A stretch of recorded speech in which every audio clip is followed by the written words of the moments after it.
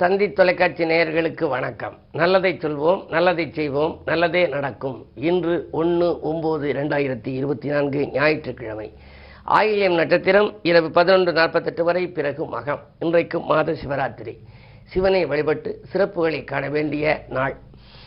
இன்றைக்கு நான் உங்களுக்கு சொல்லியிருக்கிற நல்ல கருத்து, இன்றைக்கு ஆயில்யம். இந்த நட்சத்திரங்களில் பாருங்க, மகம் ஜெகத்தையாளும்பேன், கேட்டை கோட்டை கட்டும்பேன். ஆயில்யம் அப்படின்னா அந்த ஒரு பெண்ணுக்கு ஆயில்யமாக இருந்தால் கல்யாணம் செய்கிற போது கொஞ்சம் யோசிப்பாங்க. அதை பற்றி விரிவாக இப்போ உங்களுக்கு சொல்ல வேண்டாம். பொதுவாக ஆயில்ய நட்சத்திரத்துக்குன்னு ஒரு சில குணங்கள் இருக்கு இல்லையா, அது அந்த காலத்திலேயே அழகான கருத்தில் ஜோதிட சிந்தாமணி, புலிப்பாணி இதில் எல்லாம் இருக்குது. அந்த கருத்துக்களை மையமாக வச்சு கவிதைகளை இப்போ உங்களுக்கு சொல்ல போகிறேன். ஒருத்தர் ஆயில்யத்தில் பிறந்திருந்தா எப்படி இருப்பார் அப்படின்னா, செப்பும் வார்த்தையெல்லாம் நுட்பமாக இருக்கும். அவர் எது சொன்னாலும் நுட்பமாக சொல்லுவாராம், நல்ல ஆராய்ந்து அறிந்து சொல்லுவார். செப்பும் வார்த்தையெல்லாம் நுட்பமாக இருக்கும், தேசப்பற்றுகளும் செயல்பாட்டில் சேரும். நல்ல தேசப்பற்று மிக்கவராய் இருப்பார். அற்புதமாய் தாய்ப்பாசம் அகிலத்தில் கொள்வான், அரசாளும் நிலை கூட ஒரு காலம் வாய்க்கும். தாய்ப்பாசம் ரொம்ப இருக்கும். சகோதரர்களோடையெல்லாம் அவர் ஒத்துமையாக இருக்கார் இல்லையோ, தாய் தந்தையோடு இருப்பார். குறிப்பாக தாயோட நல்ல பாசமாக இருப்பார். எது இருந்தாலும் எல்லாம் தாய்கிட்ட சொல்லிடுவாராம். அப்படி அற்புதமாய் தாய்ப்பாசம் அகிலத்தில் கொள்வான், அரசாளும் நிலை கூட ஒரு காலம் வாய்க்கும். கடகராசி இல்லையா, அதனால் கலியுகத்துக்கு கடகராசி அப்படிம்பாங்க. அரசாளக்கூடிய ஒரு யோகம் கூட அவருக்கு வாய்க்கும். பற்பலரும் பாராட்ட என்ன செய்யணும்? பற்பலரும் பாராட்ட பகைவர்களை கூட பாசத்தால் அரவணைக்கும் பண்புமிக ஏற்பான்.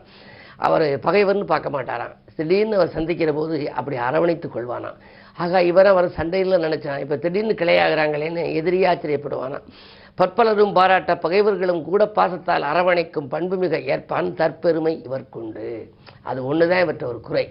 தற்பெருமை, நான் தான் செஞ்சேன், நான் செஞ்சது அது முடிஞ்சு, நான் தான் இங்கே போயிருந்தேன், எது சொன்னாலும் எல்லாம் நான் தான்ங்கிற ஒரு சில பேருக்கு குணம் இருக்கும். அது மாதிரி இருக்கக்கூடிய அந்த தற்பெருமை கொஞ்சம் இவருக்கு உண்டு. சதா உள்ள மையத்தில், உள்ள மையம்னா என்ன? இதயத்தினுடைய மையப்பகுதியில் என்ன இருக்கு? உற்பத்தியாகும் துயர் உலகிற்கு தெரியாது.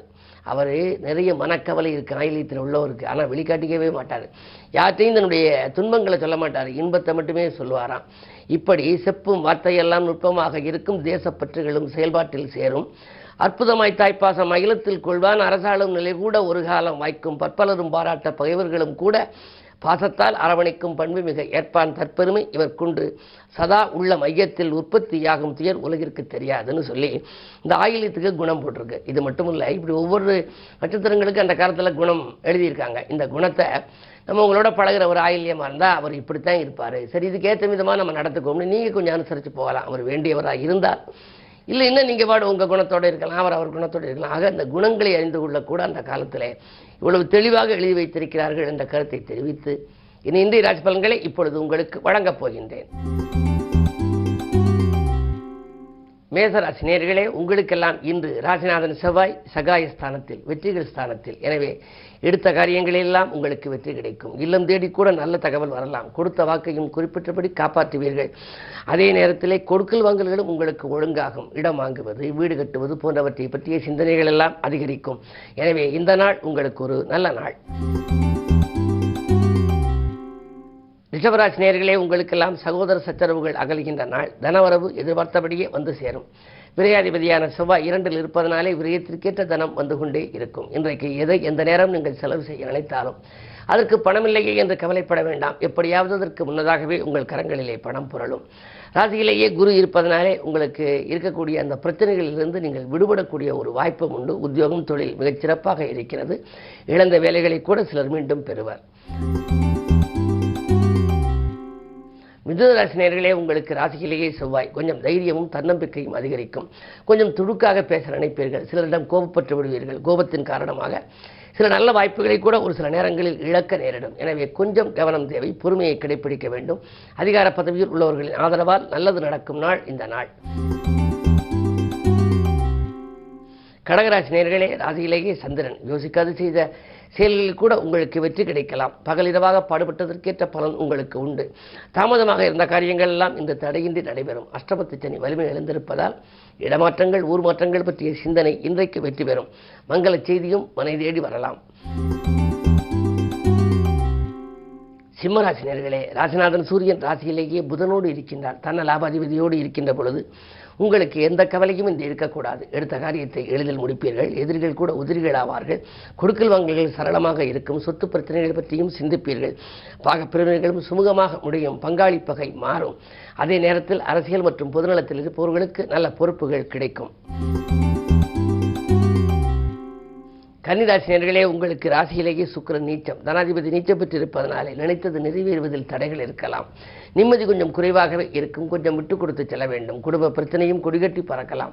அருகில் இருப்பவர்களின் அனுசரிப்பு குறையும். திட்டமிட்ட காரியங்கள் திட்டமிட்டபடி செய்ய முடியவில்லையே என்று கவலைப்படுவீர்கள். என்ன இருந்தாலும் நீங்கள் வழிபாட்டில் கவனம் செலுத்தினால்தான் உங்கள் வாழ்க்கை வளமாக அமையும். துலாம் ராசி நேயர்களே, உங்களுக்கு ஒப்பந்தங்களில் கையெழுத்திட்டு உள்ள மகிழ்கின்ற நாள். உடன்பிறப்புகள் உங்களுக்கு உதவிக்கரம் நீட்டுவார்கள். கடன் சுமை பாதிக்கு மேல் உங்களுக்கு குறையும். புதிய வேலைக்காக முயற்சி செய்தவர்களுக்கு அது கிடைக்கலாம். அது மட்டுமல்ல, அஷ்டமத்திலே குரு இருப்பதனாலே அலைச்சல் இருக்கும் என்று நினைக்க வேண்டாம். அலைச்சலுக்கேற்ற ஆதாயம் உங்களுக்கு உண்டு. பயணங்கள் பலம் தரும். விருச்சிக ராசி நேயர்களே, உங்களுக்கு குரு பார்வை இருப்பதனாலே நினைத்தது நிறைவேறும். நேசமிக்கவர்களின் எண்ணிக்கை உயரும். முடியாத காரியத்தை முடித்துக் கொடுத்து பாராட்டு பெறுவீர்கள். அரசு வழியிலும் உங்களுக்கு அனுகூலங்கள் கிடைக்கலாம். தொழில் வியாபாரம் வெற்றி நடை போடும். அது மட்டுமல்ல, 5 ராக இருப்பதால் பிள்ளைகள் வழியில் வந்த பிரச்சனைகள் தீர்வு கண்டு அதற்கு பிறகு பிள்ளைகளுக்கான கல்யாண காரியங்களை பற்றி சிந்திக்க தொடங்குவீர்கள். இந்த நாள் உங்களுக்கு யோகமான நாள்.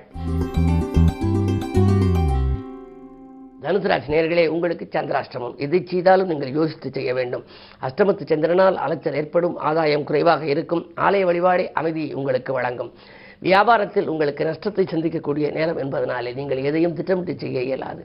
பங்குதாரர்கள் உங்களுக்கு பக்கபலமாக இருக்க மாட்டார்கள். எதை செய்தாலும் யோசித்து செய்ய வேண்டிய நாள் இந்த நாள்.